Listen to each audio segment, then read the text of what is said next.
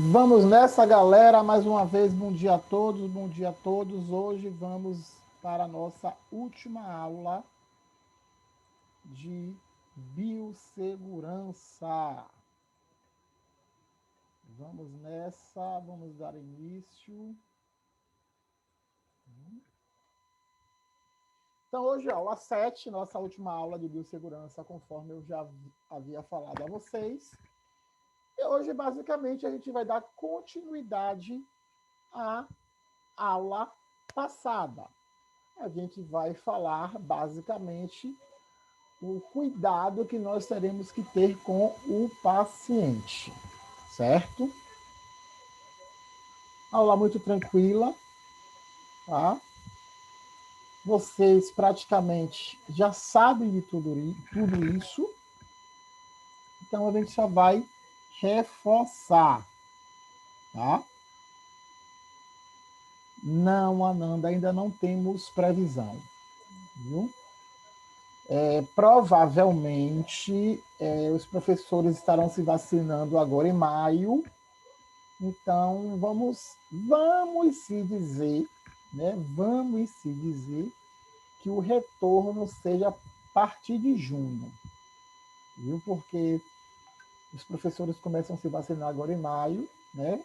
Se a vacina chegar, que é a probabilidade para os professores começarem a se vacinar em maio, e vamos aí ver as cenas dos próximos capítulos. Acredito que a partir de junho, né, já venha voltando aos poucos, como disse o governador ontem. Ele não falou a partir de junho, né, ele falou após a vacina. Então, como a vacina está... Diga. Como a vacina está programada, está dando retorno. Vocês estão me ouvindo, gente?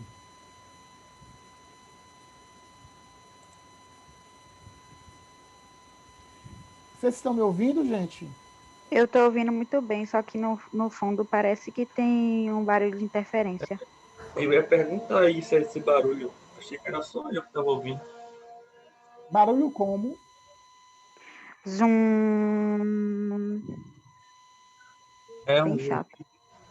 Deixa eu desconectar aqui o... Estão me ouvindo? O barulho continua. Ficou mais alto, mais alto. Parece que o celular está próximo a alguma caixa de som. Não, porque só tá o de Bruno ligado. Eu acho que não é o meu, não, viu?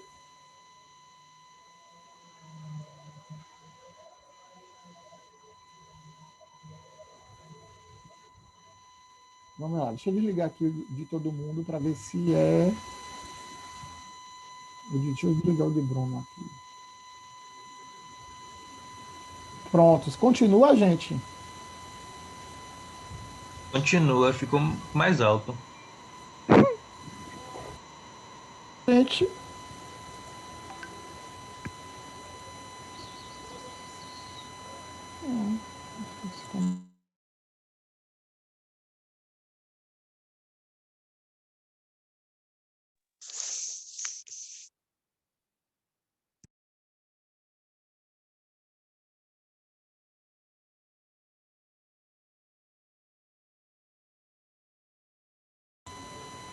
falaram que parou. Se parou é o meu. Deixa eu ver se é o meu ventilador. Segura aí.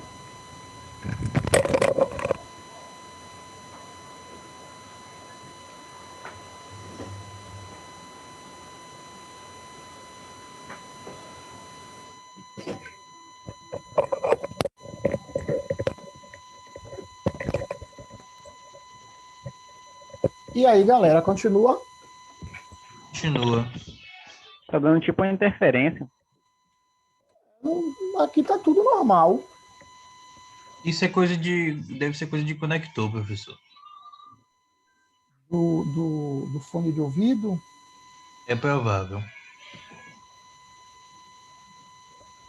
Eu tirei, botei.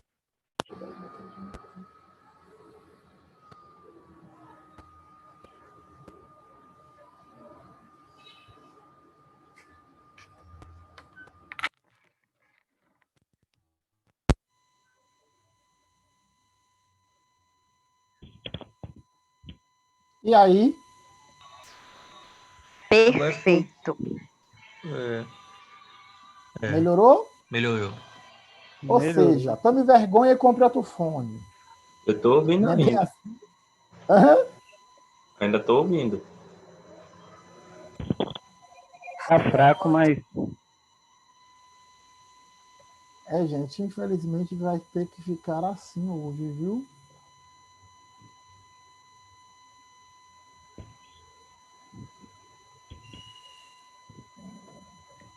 Deixa eu ver aqui. E aí, galera? Como é que tá? Mesma coisa. Rapidinho. Mas dá pra ver o senhor, professor. E não tem muito o que fazer, né?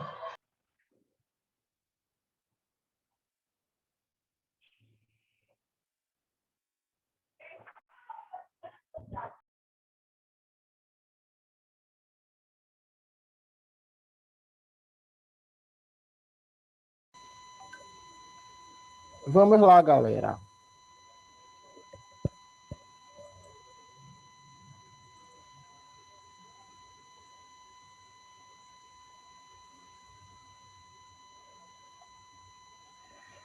Então vamos lá. Vamos dar continuidade à aula. Eu vou comprar outro fone, né, para ver o que aqui vai resolver. Mas vamos nessa. Então, como envolver o paciente com segurança?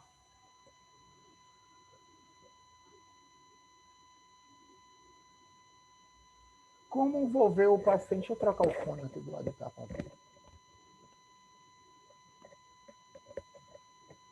Tá? O paciente, ele pode e deve contribuir para os cuidados de sua saúde, certo?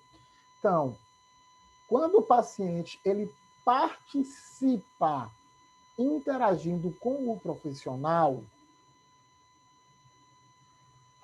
ele ficará sabendo de todas as informações, até mesmo porque o profissional vai passar para ele, tá? E, neste caso, ele ficará bem mais protegido do que quando o paciente era simplesmente leigo. Então, o paciente entra na sala de raio-x, né? Na sala de exame de raio-x, e no momento que você explica tudo a ele, né, o qual exame que vai ser feito, como ele deve se posicionar, tudo direitinho, você está protegendo o paciente até mesmo de um acidente. Tá? Então, o paciente ele deve ser estimulado a participar da assistência prestada. O interessante, gente, é que hoje a gente vê alguns profissionais, eu vou falar da área técnica, né? Vou falar da área da bioimagem, tá? Vocês verem alguns profissionais, quando recebe o paciente, né? Até explica, mas ao invés do profissional primeiro mostrar ao paciente como ele deve se posicionar, não. O profissional vai lá e posiciona. Ah, professor, está errado? Não é que esteja errado, tá?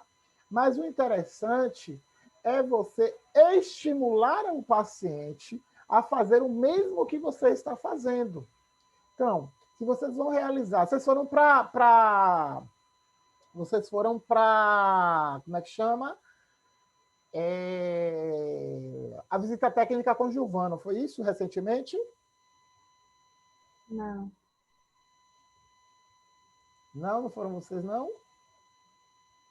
Eu sempre confundo. Então, assim, quando você recebe o paciente, vai fazer lá o exame da mão, o interessante é que você mostre ao paciente como é que você deve posicionar a mão, tá? Muito embora a gente tenha que ter o mínimo de contato possível com o paciente. Por quê? Porque ali a estrutura do paciente pode estar doendo, né? Pode estar danificada, algo desse tipo. Então, se você mostra a ele e ele faz igual a você, cabe a você, né? Cabe ao profissional só fazer os ajustes. Entendeu? Com isso, você vai estar protegendo, né? Você vai estar dando segurança ao paciente. Ok? Estimule o paciente ou algum responsável a participar das decisões do cuidado. Esse caso aí é mais para a equipe de enfermagem. Tá? Mas, mesmo assim, o interessante é que vocês, até como profissionais das técnicas radiológicas, né, devem estar estimulando aquele determinado paciente ou a pessoa que está o acompanhando, tá? Sobre informações onde, se, por exemplo, ele for fazer um exame de ressonância magnética, né? Ele não pode se mexer. Porque se ele se mexer, ele pode se queimar com a máquina. Então, o acompanhante do paciente precisa ser informado referente. Porque, além da gente tá dizendo a ele que não pode, o acompanhante dele também vai dizer. Às vezes ele não ouve a gente e ouve o acompanhante. Você sabe muito bem como é que funciona isso, né? Identifique característica específica quanto à maturidade, condições clínicas e legais que possibilitam assumir sua responsabilidade, como pacientes pediátricos, psiquiátricos, anestesiados, em tratamento intensivo ou emergencial. Esse ponto aí, galera, é um ponto muito específico, tá? Por quê? A gente tem muito problema em fazer exames, né? Na sala de exame de raio-x, a gente tem muito problema no que tange a pacientes pediátricos, né? Pacientes, como é que eu posso dizer,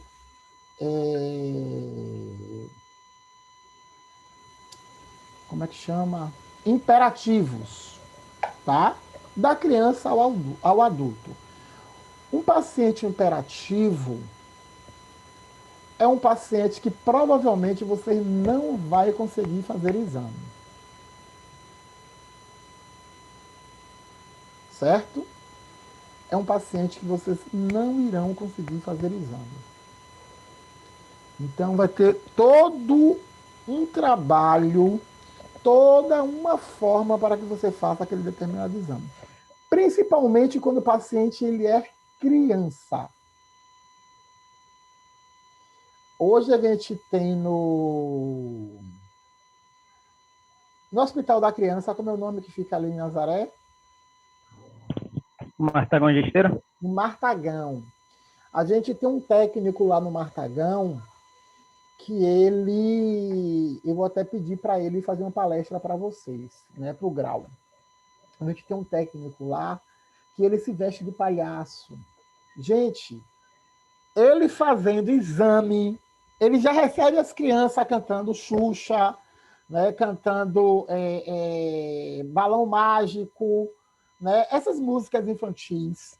Ele já recebe o som da sala, ele já leva um som que já deixa essas músicas. Né? Tem dias que ele se veste de palhaço, né? Tem dias que ele se veste de urso, né? Então ele se fantasia e quando a criança entra, ele começa a interagir com a criança, né? Aí a criança ela tem ele se veste de super-homem. A última postagem dele foi anteontem, que o plantão dele foi anteontem. Ele estava vestido de super-homem. Qual é a criança que não se inspira em super-homem? Qual é a criança que não busca força em super-homem? Né? E o Martagão Gesteira é um hospital que ele é oncológico, tá? É um hospital oncológico e, para vocês terem ideia, as crianças elas estão super fracas. Então, quando elas vão fazer o exame de raio-x, imagine como elas não ficam, elas saem de lá outra pessoa, né? Como ele estava conversando em uma palestra que ele deu. As crianças pedem para ir para a sala do super-homem. As crianças pedem para ir para a sala do palhaço. Então, imagine o trabalho. Gente, deixa eu tirar esse WhatsApp daqui, que está perturbando o meu juízo, viu? E com certeza o juízo de vocês.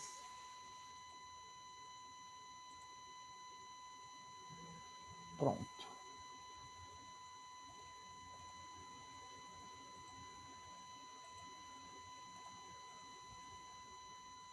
Então, imagine você como profissional, né, ter o prazer de uma galera querer vir para a sua sala para fazer exame.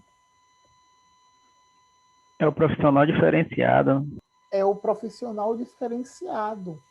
E se vocês trabalharem com criança, inventem formas, né? Porque uma criança, mesmo que ela não seja imperativa, ou ela sendo imperativa, no momento que ela se sente segura com você, né? Que você chega lá, você brinca. O exame dele, o exame normalmente de raio-x dura o quê, gente? Menos de 12 minutos, né? Menos de 12 minutos. Vamos colocar aí 3 minutos, tá? 3 minutos, no momento que você recebe o paciente, realiza o exame e libera. 3 minutos. Ele leva com cada criança em torno de 5 a 10 minutos. Olha que legal, né? Porque ele faz com que a criança se sinta à vontade naquele ambiente. Ele só não chega lá, olha para a criança e realiza o procedimento, não. Né? Ele recebe a criança com brincadeira, recebe a criança com doces, com balas, recebe a criança com música, né? Faz atirei o pau no gato. Eu já cansei de ver vídeos dele fazendo atirei o pau no gato com a criança. Toca violão para a criança. Então, quando a criança ela se sente confortável, aí ele já vai colocando, ele já vai arrumando a criança na mesa, entendeu? Já vai realizando o procedimento, sem a criança nem imaginar que está realizando esse tal procedimento. Me cobrem que eu vou passar o Instagram dele para vocês acompanharem, porque ele sempre está postando no Instagram, né, para vocês acompanharem, me cobrem. O Instagram e o Face. Então, assim, é esse o diferencial, como o colega falou. Mas para que ele mexeu com a cabeça dele para fazer isso, ele começou a identificar características específicas de cada criança. Né? Então, o interessante é que você, paciente, entrou, naquele momento daquela conversa, daquela anamnese informal, você identifique características. Porque não adianta você bater de frente com o paciente, por exemplo, autista. Se você for bater de frente com o autista, ele larga e azorra em vocês. Né? Que tem um autista que é brabo. Né? Idosos. Gente, vocês estão vendo os vídeos dos idosos tomando vacina? É um mais fofo do que o outro, é um mais gostoso do que o outro. A gente se acaba de rir. É idoso xingando as técnicas. É idoso segurando o braço dizendo que não vai tomar. É idoso dizendo que a técnica vai matar ela com aquela injeção, que diz que não é injeção, é uma arma. Então, imagine aí. Tá? Então, é necessário essa identificação. Assim como é necessário analisar a fragilidade do paciente. Se o paciente está frágil, geralmente na radioterapia, né, o paciente ele está passando por um tratamento de doença. Ele está frágil. Você não vai envolver esse paciente Não, ele vai chegar, boa tarde, senta ali. Ok? Ah. Não, gente. A gente tem que abraçar o paciente. Não é abraçar em sentido físico, não, é em sentido figurado. Rapaz, 40 minutos já. Então a gente tem que abraçar em sentido figurado, tá? A gente vai proporcionar o fortalecimento do paciente, da família, com a equipe. Mostrar, tá? Mostrar ao paciente e à família que aquele local que ele está é um local seguro, é um local que ele pode ficar à vontade, é um local que não vai acontecer nada com ele, é um local que ninguém vai tratar aquele paciente mal. Assim, eu espero.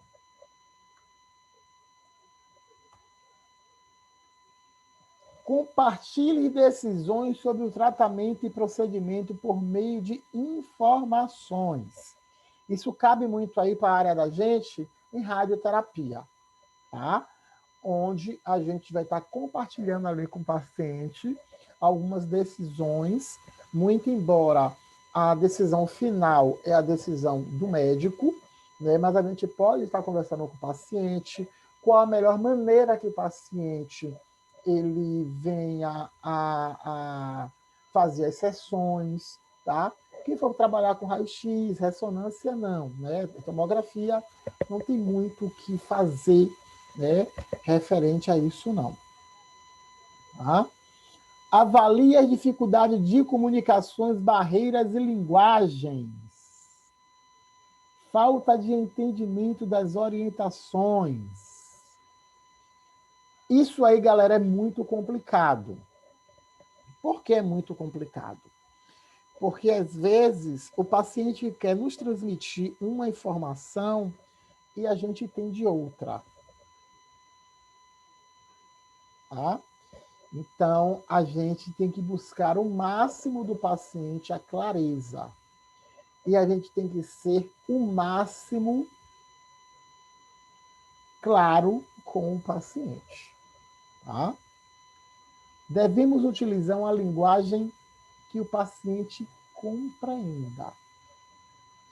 O paciente entra na sala, vocês vão dizer: o senhor vai realizar o exame decúbito. O paciente lá sabe o que é decúbito? O paciente vai ficar voando na sala. Não, senhor, fique em ortostase.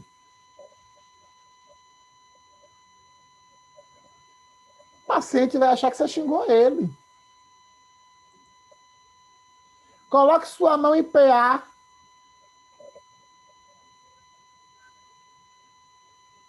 Senhor, eu disse para o senhor colocar sua mão em PA. Ele vai piar na sua cara. Ainda mais se for paciente de interior, daqueles brabo. Então, a gente tem que usar uma linguagem informal com o paciente. Por exemplo, eu tenho na minha sala, hoje, como é o nome dele, meu Deus? Cadê ele? Que é do Rio? Tá aqui ele hoje, não? Madu. Madu. Tá aqui não, né? Tá sim, eu ouvi a voz dele. Madu tá sim. Então, eu já tenho aqui Madu.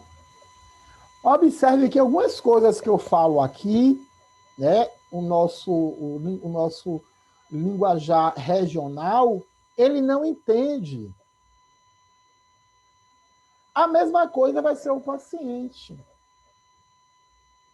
Vocês podem pegar paciente de diversas regiões e você falar com o linguajar, com o baianês, ele não vai entender. Então, a gente vai ter que primeiro identificar o paciente e ver a forma como vai falar com ele. O mais importante é que você utilize palavras que sejam de conhecimento, né, em todo o território. Fique em pé, fique sentado, fique deitado, fique de costa, fique de frente. Entendeu? É mandu. Ou é mandu? Mandu. Se tem acento, é mandu. Beleza, mandu. Fique de frente. Então, assim, o ideal é que a gente haja, né? Se comunique com o paciente, que não haja falha nessa comunicação. E temos que respeitar o tempo de cada paciente para que ele compreenda as informações. Tem paciente que você vai dizer, Senhor, por favor, coloque as suas costas junto desse equipamento. Não vai dizer a ele junto do book, não, porque ele não vai saber o que é book. Tá? Coloque suas costas aqui. Tem pacientes que ele vai ainda, por que eu vou colocar minhas costas aí? Uma vez que você já explicou o procedimento a ele. Uma vez que você já mostrou como ele deve fazer o procedimento. Por isso que é importante que vocês mostrem como você deve. Como o paciente vai fazer. Porque se você chegar, Senhor, coloque suas costas aqui. Ele vai lhe perguntar, por que eu vou ter que colocar minhas costas aí? Se eu colocar minhas costas aí, vai acontecer o que comigo? Deu para pegar a jogada? Deu para sacar a jogada? É exatamente isso. Então, a gente tem que respeitar o tempo de entendimento do paciente. Ele não entendeu da linguagem mais banal que for, a gente deve explicar novamente, explicando usando de empatia, tá? Não é simplesmente explicar aborrecido, cara burro. Não é assim que a gente faz?